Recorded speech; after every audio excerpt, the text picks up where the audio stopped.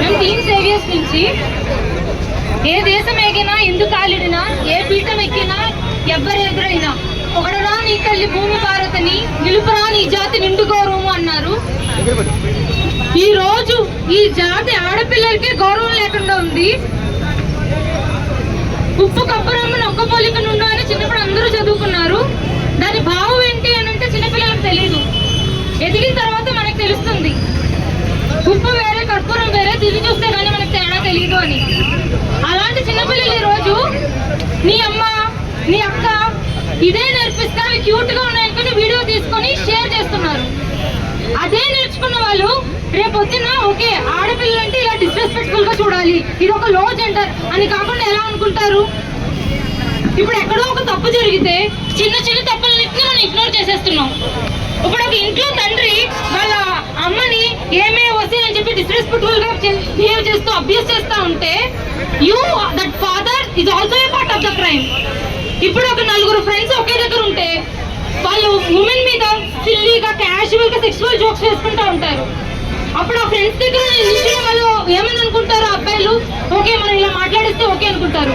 ఆ ఫ్రెండ్స్ మీరైతే you are also a part of the crime. ఒక టీచర్ క్లాస్ రూమ్ లో అబ్బాయిలకి అమ్మాయిలకి ఈక్వల్ ఆపర్చునిటీస్ ఇవ్వకుండా ఏ అమ్మాయిలే కదరా ఏముందిరా అని చెప్పి మాట్లాడితే the teacher he is also a part of the crime. ఇప్పుడు మనం ఏదో మన చుట్టూ చూస్తూ ఉన్నాం. ఇప్పుడు ఇందాక మాక్ లో జరిగినట్టుగా ఏదో అమ్మాయిని మన చుట్టూనే అబ్యూస్ చేస్తా పెట్రోల్ పోసి తగలబెట్టేస్తా యాసిడ్ పోస్తా ఉంటే మంది కాదు కదా సమస్య అని పక్క నుంచి నడుచుకుంటూ వెళ్ళిపోతాం. మనం చూసి మనం ఏమీ చేయకుండా ఉంటే we are also a part of the crime. ప్రతి ఒక్కరు మన క్రైమ్ లో ఇంక్లూడ్ అయ్యి ఉండాల్సిన అవసరం లేదు. నేనేం చేయలేదు కదా అది నా సమస్య కాదు అనుకుంటే ఒక ఎదురుగా ఒక పెద్ద మంట తగలబడిపోతా ఉన్నా అనుకోండి, మీరు ఆపకపోతే రేపు పొద్దున్న కాదు తగలబడిపోయేది నువ్వే. ఇది బై స్టాండర్ ఎఫెక్ట్. సోషల్లీ మనం చాలా కండిషన్ చెందిపోయి ఉన్నాం.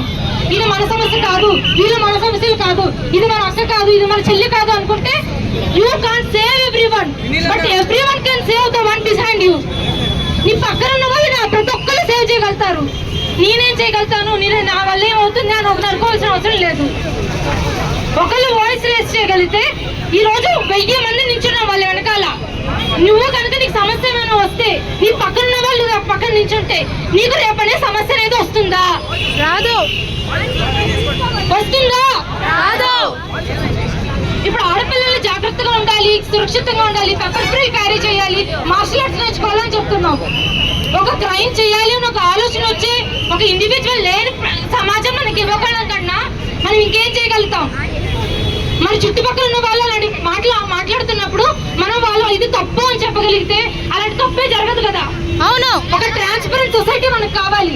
ఆడవాళ్ళు అక్కడ నించుంటే చాలు వాళ్ళు జడ్జ్ చేస్తుంటాం, వాళ్ళు కవర్ చేస్తుంటాం, వాళ్ళు బాడీ ఇన్సెక్యూర్ ఫీల్ చేస్తుంటాం, వాళ్ళు కవర్ చేసుకోమంటాం.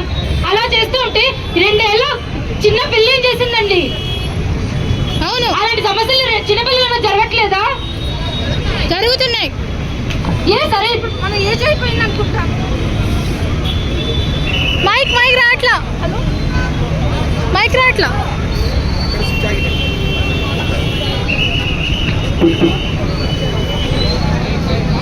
మాట్లాడు పట్టుకో. రేప్ అనేది ఒక సెక్షువల్ యాక్ట్ అని అనుకుంటాం, but no, it is a power act.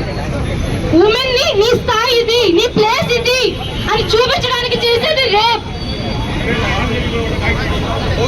ఇప్పుడు లాస్ట్ గా ఒకటే మాట, ఉమెన్ ఇన్ని జరుగుతున్నా బయటకు వస్తున్నారు. మమ్మల్ని తొక్కేయాలనుకుంటున్నా మేము పెరుగుతున్నాం, మనం అలా తొక్కాలనుకుంటున్నా మేము ఎదుగుతున్నాం. ఎన్ని కష్టాలు వచ్చినా ఏదొచ్చినా మేమైతే ముందుకే సాగుతున్నాం. మీతో పాటు మీరు బిహేవ్ నేర్పించడానికి మీ చుట్టుపక్కల ఉన్న వాళ్ళకి నేర్పించగలిగితే మీరు మాతో పాటు ఉంటారు. 50% పాపులేషన్ ఇండియాలో ఉమెన్. వాళ్ళు అన్సేఫ్ గా ఉన్నారంటే ఇండియా అన్సేఫ్ గా ఉన్నట్టు, మీ చుట్టుపక్కల ఉన్న సమాజం సేఫ్ గా ఉన్నట్టు. Please create a safe environment for women.